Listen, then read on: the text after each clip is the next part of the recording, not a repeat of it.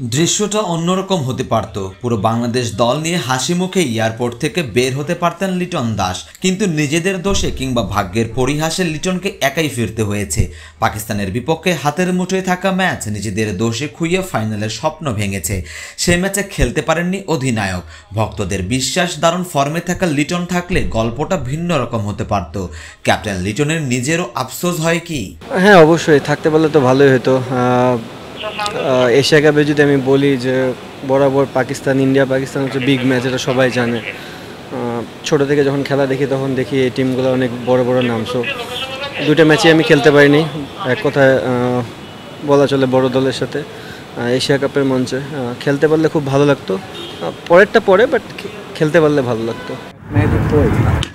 ইনজুরিতে ছিটকে পড়ার আগে লিটনের নেতৃত্বে 4 ম্যাচের 3টিতেই জিতেছে টাইগাররা।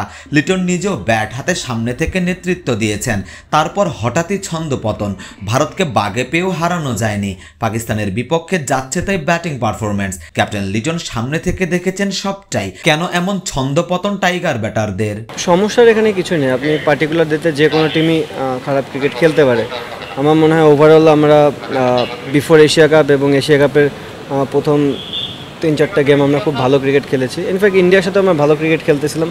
আনফর্চুনেটলি আপনিও জানেন যে তাদের স্পিন কোয়ালিটিও খুব ভালো ছিল এবং তারা খুব ভালো জায়গায় বল করছিল, যেখানে আমরা কোপ আপ করতে পারিনি এবং ওটা ডেলিভার করতে পারিনি। এবার পাকিস্তানের সাথে আমরা সবাই বিশ্বাস ছিল যে আমরা যে রান টার্গেট ছিল ওটা চেস করব।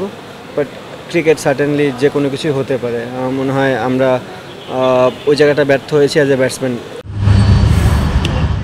লিটনের অনুপস্থিতিতে বাংলাদেশের নেতৃত্বে ছিলেন জাকের আলী অনেক। আফগান সিরিজে টি-20 ম্যাচেও অধিনায়কত্ব করবেন জাকেরের নেতৃত্বে দল ভালো করবে বলেই বিশ্বাস করেন লিটন দাস। জাকির আলী জিনিসটা দেখেন, একটা প্লেয়ার অনেক দিন পরে হুট করে একটা বড় দায়িত্ব। আমরাও জানি যে ইন্ডিয়া পাকিস্তান ম্যাচ এবং পাকিস্তান মানে ইন্ডিয়ার ম্যাচ একটা বিগ ম্যাচ, সেম পাকিস্তানের সাথে একটা অলমোস্ট সেমিফাইনাল ম্যাচ ছিল। সো একটা প্লেয়ার যখন কন্টিনিউ ক্যাপ্টেনশিপ না করে তার জন্য অনেক ডিফিকাল্ট। বাট আমি বলবো যে জাকির আলী অনেক ভালো ফিডব্যাক দিয়েছে আমাদেরকে। অ্যাজ এ আমি ক্যাপ্টেন যেহেতু, সেহেতু আমি দেখেছি বাইরে থেকে। আমার মনে হয়েছে সে এতদিন ধরে প্রিপেয়ার্ড না থাকার পরেও যে জিনিসটা ডেলিভার করতে পেরেছে বাংলাদেশের জন্য, আমার মনে হয় এই সিরিজটাতে সে আরও বেশি ভালো ফলাফল দিতে পারবে। ফাইনাল খেলার স্বপ্ন নিয়ে এশিয়া কাপে গিয়েছিল লিটনের দল। আশানুরূপ পারফরমেন্স না হলেও দলের বড় পাওনা ছিল সাইফ হাসান। লিটন নিজেও জানালেন সাইফে কতটা মুগ্ধ তিনি। সে খুবই ভালো ক্রিকেট খেলেছে। ইনফ্যাক্ট অ্যাজ এ বাংলাদেশ টিমের বড় পাওয়া এই টুর্নামেন্ট থেকে যে সাইফের পারফরমেন্স, আমি আশা করবো ও যেন এই কন্টিনিউটা ধরে রাখতে পারে। এশিয়া কাপ ব্যর্থতায় দলে একটা বড়সড় পরিবর্তন দেখতে চান ভক্তরা। লিটন অবশ্য সে পথে হাঁটছেন না।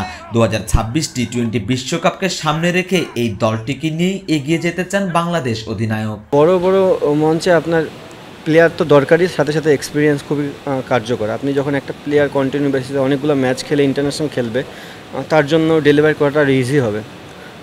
তো চেষ্টা থাকবে বাংলাদেশ টিমে যারাই খেলুক না কেন, একটু সিনিয়র প্লেয়ার হোক বা যারা কন্টিনিউ বেসিসে ম্যাচ খেলতেছে তারাই যেন খেলতে পারে। জিনিসটা এমন না যে কোনো নিউ কামার আসবে না, বাট প্রেফারেন্স যখন থাকবে যে আপনি বড় ইভেন্টে যাচ্ছেন, আপনার ম্যাচুইড প্লেয়ারটা খুব দরকার। সবশেষে ভক্তদের উদ্দেশ্যে লিটন একটি বার্তাও দিলেন। ভক্তদের জন্য একটা জিনিস ভাইয়া, আমরা জানি যে আমরা সবসময় আপনাদেরকে হয়তো বা মুখে হাসি ফোটাতে পারি না অ্যাজ এ প্লেয়ার, বাট আমাদের চেষ্টার কোনো কমতি ছিল না। এবার আমরা অনেক পরিশ্রম করেছি, অনেক চেষ্টা করেছি। হোপ যে আমরা নেক্সট টাইম এই জিনিসটা পূরণ করতে পারবো। সারোয়ার সেতু, ক্রিকেট 97।